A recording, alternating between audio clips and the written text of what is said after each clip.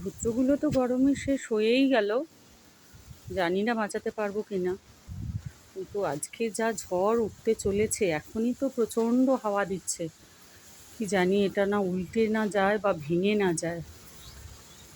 কালারগুলো অনেকটা ফেড হয়ে গেছে, অনেকটা সাদাটে মতো হয়ে গেছে। কালারগুলো আর আগের সেই যে একটা খুব সুন্দর গেরুয়া বা হালকা কমলা একটা কালার ছিল, সেই কালারটা এখন আর নেই, ফেড হয়ে গেছে অনেকটাই। যাই হোক, কিন্তু তবুও তো আছে। যেভাবে হাওয়া দিচ্ছে, ভয় লাগছে যে গাছটা উল্টে যাবে কিনা। আর এর নিচে আমি আমার বাকি চা গাছ ইত্যাদিগুলোকে রেখেছি, যাতে নষ্ট না হয়ে যায়।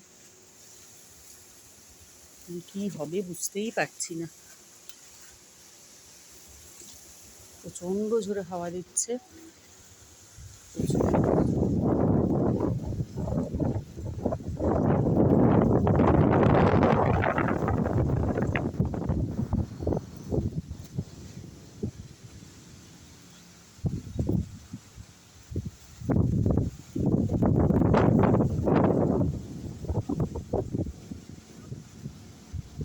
পাখিগুলোও সব চুপ করে গেছে।